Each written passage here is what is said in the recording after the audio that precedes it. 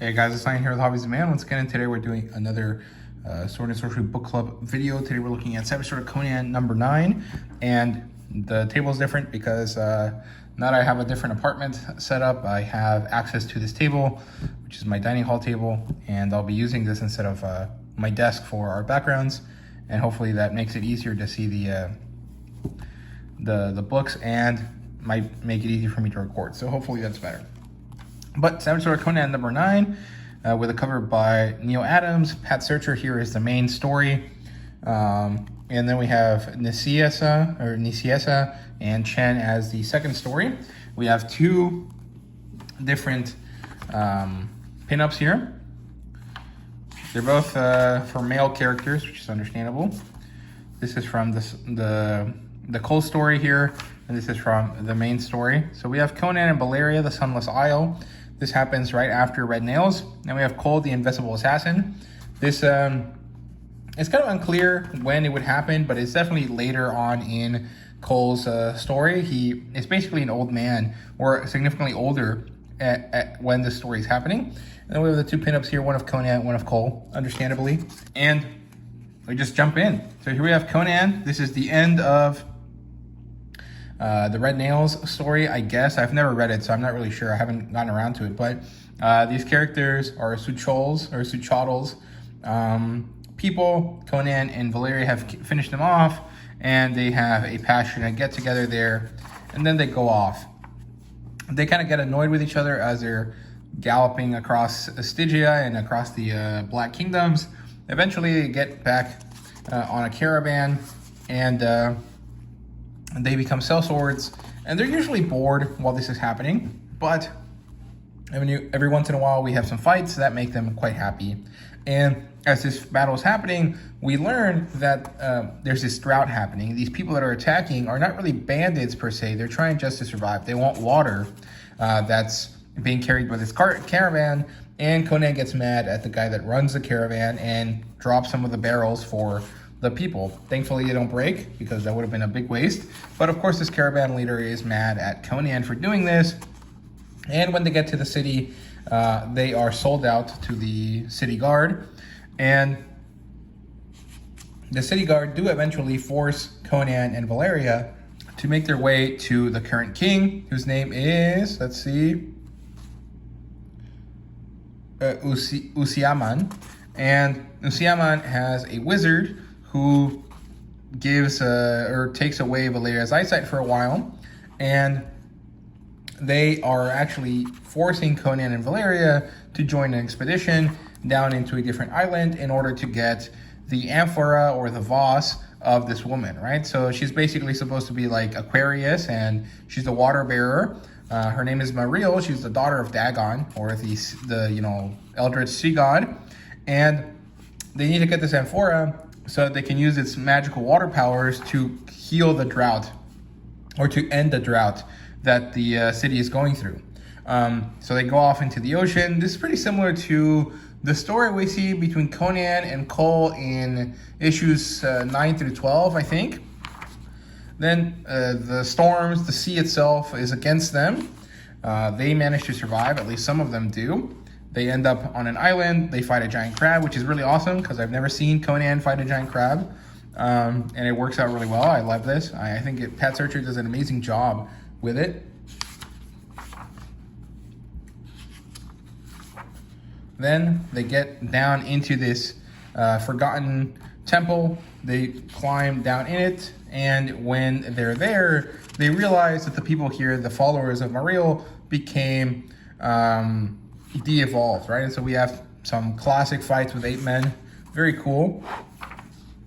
Eventually, everyone is killed except for Conan and Valeria and this archer. And they continue on through the story. They eventually find the goddess Mariel, or the queen Mariel, the demigoddess. And she enchants Conan. She reveals herself to be this ugly siren character, and she's about to take over Conan. She's about to kill him when Valeria manages to save his guts by destroying the amphora, and this allows Conan to destroy Mariel. And of course, her powers vanish, the goddess herself vanishes, and Conan and Valeria are once again into each other, and the story ends. And we don't know what happens to Shem, but I'm sure that eventually the drought breaks. Usaiman probably is not in charge anymore, and who cares what happens after that. This is a pinup here by Valerio Giangiordano, who does a great job. I assume he's Italian, and it makes sense. And this is a great pinup. I love it. The printing here is very, very crisp. It's very well done. I love it. Just enjoy the vibe here of Conan with a giant sword in front of the moon on some skulls and in a really cool rock perch, right? Very, very good stuff. The second story here is called The Invisible Assassin.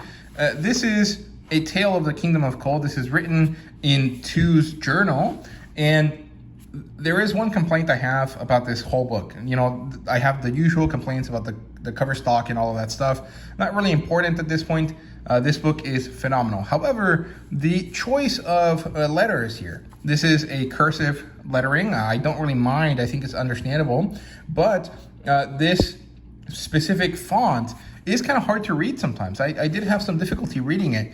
And, I would say that I'm someone that is pretty, able to read cursive, even though I'm younger. I think I was one of the last generations of kids that learned how to write cursive in school, because I don't remember my sister doing it, and she's 3 years younger than me.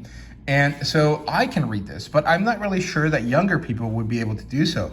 And so the issue isn't necessarily that this specific lettering is hard to read, although it is in some cases, but rather that the fact that young people are not learning how to read cursive means that this might prove difficult to them, right? And so in a weird way, this is alienating to younger audiences, which is kind of odd, because you would not assume that the written letter would be difficult to understand, but it was a choice. I think that the choice makes sense within the context of the story, which is a handwritten letter or a handwritten journal entry from a character, but it does prove to be difficult for reading every once in a while. And for someone that is less versed in reading cursive than me, it might actually be very difficult, right? So, and you lose context when you can't read this. So yeah, but the Invisible Assassin basically shows off these two characters who have these really cool crystalline armors. And it turns out that this is the leader of the guard and the leader of the Red Band, or the Red Warriors. I can't remember the name of them, but basically the army that is led by Kull, and then the guard team that is also led by Brule, right? And so these characters are fighting. They're having a little tournament, and then Two arrives to tell them, hey. I like that he looked kind of like Jack Black, which is fun. And he arrives and he's like, hey, the king is going to be assassinated. There's this shadow man, this person that wears a special garb that allows him to go unseen, that is going to attack the king. You guys must be ready. And so this hidden character, this character with this crystalline armor, makes its way into the palace. And as the characters get ready to fight him at the end in order to protect their king, it's revealed that it was the king himself. King Kull was wearing this armor, and he was doing this in order to prepare his young men to battle, because now they're going to spread the devolution ideals into the rest of the world. And that's what's going to kick off the kind of greatness of Atlantis or Lemuria or whatever you want to call it, but also is going to lead to the downfall of the society, and then eventually the collapse before the rise of the Hyborian era, right? And this is interesting because the ending here, especially what Two writes, feels pretty similar to some of the stuff that we've seen in history in like the American imperialism kind of way, where it's about America going to war in other countries in order to try to promote democracy or the right way to lead, or whatever you might want to call it. And technically these wars are for peace, but they end up still being wars and creating the loss of life at staggering numbers, right? And that's what Two kind of mentions here. So, some people might not like that I reference, real life in that way, but that's kind of what it's based on. And I assume that Fabian Nicieza and Sean Chen are aware that that's kind of what this references, right? Especially in the times we find ourselves now, 250 years into the American experiment.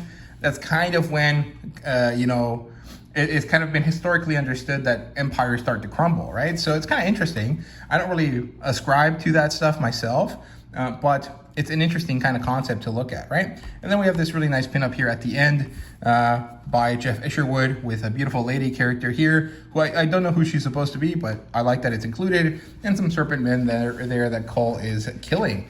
And then the book ends quite easily, you know, shows off the cover for the next one.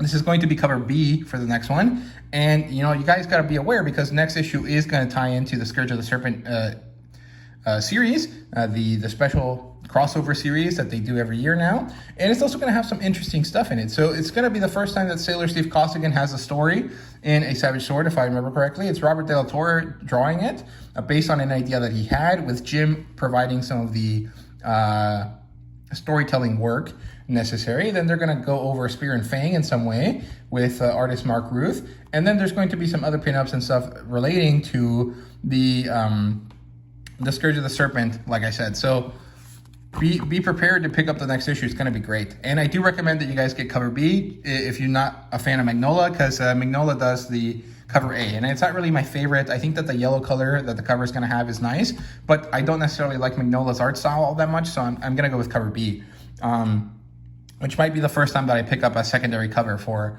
Savage Sword of Conan, if I remember correctly. So yeah, overall, I love the pinups. I think that they're both great. I enjoyed the storytelling here a lot. I think that this was a great printing. There's basically no issues with the story. So I would give this a 9 out of 10. I think that it's basically perfect. The only issues being that I think that the lettering for the cursive on the second story might be an issue going forward, not necessarily right now. It could have chosen a different way of showing that it was handwritten in some way. And I also think that the variety of the pinups going forward needs to be, needs to change a bit. We need to see more pinups for other characters. I think that when people think of pinups, they probably think of female characters more so than male characters. And of course, Robert E. Howard mostly made male characters. So that's understandable that most of the time the pinups are about Conan, and I actually appreciate that they are. But I think that there has to be some effort put into having the pinups be a bit more dynamic. It's not just Conan posing, because there's only so many poses you can do, and a lot of creators probably default to the very similar ones. But I think that there should be an effort made to create more interesting pinups, right? Either Conan and another character, Conan fighting, Conan in an action pose that's different from the usual standing in front of a thing holding a sword, and maybe adding in secondary and tertiary characters to the pinup. I think that'd be nice. I think maybe something with Kull and Conan in the same picture would be nice.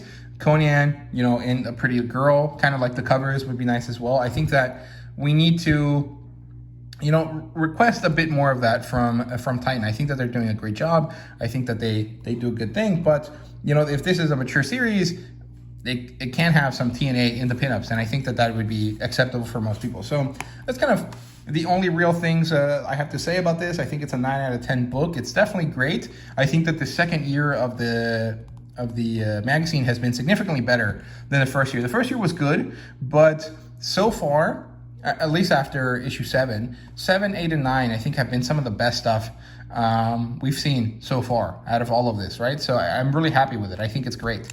And I hope that we continue to have really great stuff going forward. So yeah, those are my thoughts here on Savage Sword of Conan number 9. Can't wait for number 10. Let me know what you guys thought down below. Thank you so much for watching, and see you guys later.